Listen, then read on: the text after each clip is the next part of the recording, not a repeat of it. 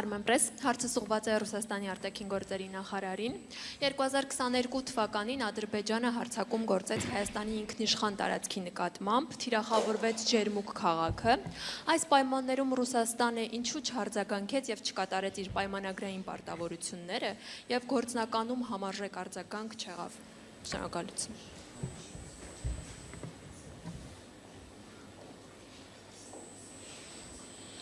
Я не знаю, что вы называете соответствующей реакцией. Реакция, которая отвечала нашим обязательствам. Մեր պարտավորություններից բխող արձագանքը, որը համապատասխանում էր հապկում Հայաստանի հետ մեր պայմանագրային պարտավորություններից, այդ արձագանքը եղավ անմիջապես առաջնախումբը, առաքելությունը իրավիճակին ծանոթանալու համար փաստահավաք, այսպես ասած, առաքելությունը հապկի գլխավոր քարտուղարի ղեկավարությամբ միանգամից ուղևորվեց դեպքի վայր, ներկայացրեց օպերատիվ զեկույց, կոնկրետ եւ պրակտիկ առաջարկություններով այն մասին, որ պետք է հապկի դիտորդների առաքելություն ուղարկել այնտեղ իրավիճակը կայունացնելու համար, դիտորդների թիվը նախանշվեց իրենց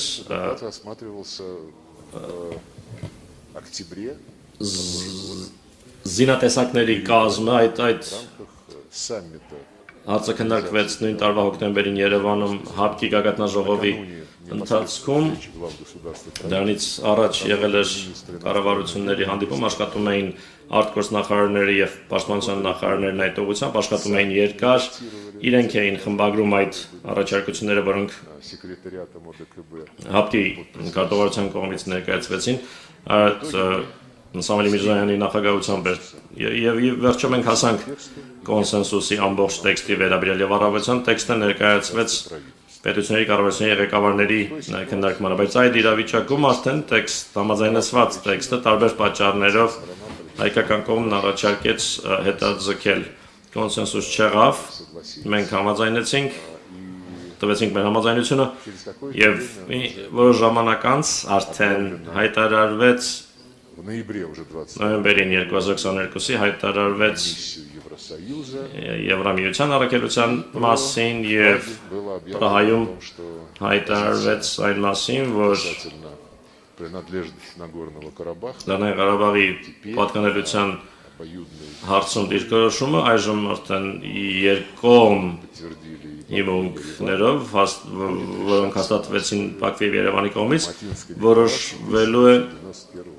91 թվականի Ալմատիի հռչակագրի հիման վրա, որի համաձայն Լեռնային Ղարաբաղի ինքնավար մարզը Ադրբեջանի մաս է։ Դա բավական անակնկալ անսպասելի էր, որովհետև 20 թվականի նոյեմբերին թեժ մարտական գործողությունների ընթացքում, որոնք ընթանում էին Հայաստանի եւ Ադրբեջանի միջև, երբ Ռուսաստանի նախագահը Հայաստանի վարչապետ եւ Ադրբեջանի նախագահի հետ միասին գիշերը բառացիորեն անձամբ խմբագրեցին պայմանավորվածության տեքստը, հրադադարի մասին պայմանավորվածության տեքստը, այդ փաստաթղթում Լեռնային Ղարաբաղի պատկանելության հարցը գիտակցաբար թողնվել էր փակագծից դուրս, ջենտլմենական պայմանավորվածություն կար այդ հարցում, որ Ղարաբաղի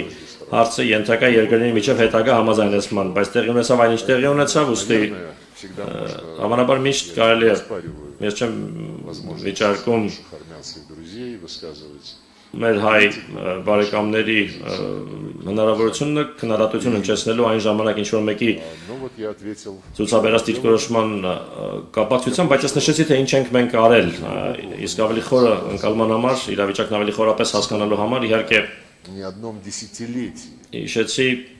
որ մեկ տասնամյակից ավելի երկար տևել են բանակցությունները, որոնք Երևանի նախկին վարչակազմերի մասնակցությամբ տարվել են եւ մի քանի անգամ ասվել է, որ հասել ենք պայմանավորվածության, բայց այդ պայմանավորվածությունները փլուզվում էին,